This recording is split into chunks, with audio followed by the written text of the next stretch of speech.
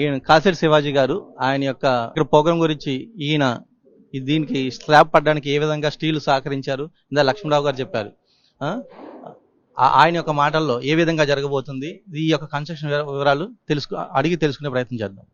చెప్పండి సార్. ముఖ్యంగా బ్రహ్మర్షి పితామహ పత్రిజీ స్వర్ణమాల పత్రి మేడం గారికి వేల కృతజ్ఞతలు. గురువు గారు మనకి ఇచ్చిన గొప్ప అదృష్టం ఏంటంటే సేవాభావం.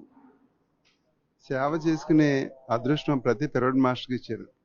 అందులో నేను ఒకడిని, అంతే. ప్రతి పిరమిడ్ మాస్టర్ కూడా ఎవరి స్థాయిలో చేయగలిగిన స్థాయిలో వాళ్ళు ప్రతి ఒక్కళ్ళు చేస్తున్నారు. నేను ఇక్కడికి వచ్చి చూసిన తర్వాత నేను ఏదైతే చేయగలను అంతా చేస్తున్నాను. అది నా అదృష్టంగా భావిస్తున్నాను. ఇది ఇప్పుడు మనకి మెగా పిరమిడ్లు బెంగళూరులో ఉన్నది, అలాగే కట్టాల్లో ఉన్నది. మన భారతదేశంలోనే కాదు ఆసియా ఖండంలో అతిపెద్ద మెగా 3వ పిరమిడ్ మన శ్రీ వశిష్ఠ గౌతమి మెగా పిరమిడ్. ఇందులో సహకరించిన ప్రతి ఒక్కళ్ళు కూడా గొప్ప అదృష్టవంతులు. వాళ్ళకి తెలిసి ఎవరెవరు సహకరించారో ఏంటో అందరూ సహకరించిన యొక్క స్థితిని బట్టే ఇది ఈ స్థితికి వచ్చిందండి. అది ఒకళ్ళ గ్రేటో ఇద్దరు గ్రేటో కాదండి. ఆ అవకాశం వచ్చిన వాళ్ళు సద్వినియోగపరుచుకుంటే వాళ్ళ అదృష్టం.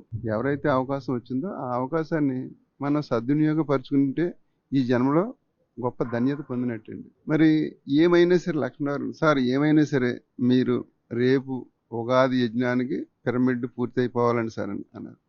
అంటే బాబు నాయన, ఇది కోట్లతో వ్యవహారం, నువ్వు అయిపోవాలంటే అయిపోద్దా, చూద్దాం ఏం జరుగుద్దాం. సరే సార్, మీకు ఏం కావాలో చెప్పండి, లక్షల మంది పిరమిడ్ మాస్టర్లు ఉన్నారు, అందరినీ అడుగుదాం, అందరి సహకారం తీసుకుందాం, అందరి సహకారంతో ముందుకు వెళ్తుందంటే.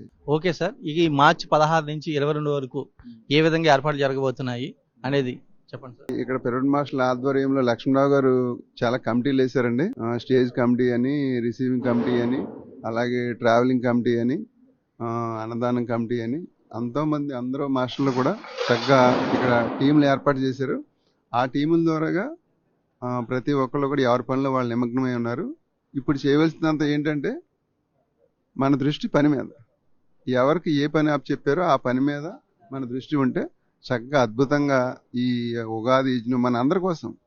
ఇది ఒక ఉగాది యజ్ఞం అంటే మనం యజ్ఞం ఆల్రెడీ ఎప్పుడో స్టార్ట్ అయిపోయింది, నెల నాలుగు కిందటే స్టార్ట్ అయిపోయింది. ఎలా స్టార్ట్ అయిందంటే ప్రతి మాస్టర్ ప్రతి ఊర్లోకి వెళ్ళి అక్కడ ధ్యానం గురించి చెప్పడం, వాళ్ళకి చెప్పిన రోజు నుంచే అక్కడ యజ్ఞం స్టార్ట్ అయిపోయింది.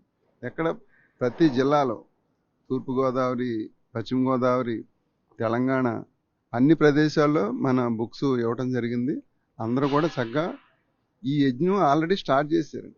అప్పటి నుంచే మొదలైపోయింది. 7 రోజులు ఒక రోజు యజ్ఞం కాదండి.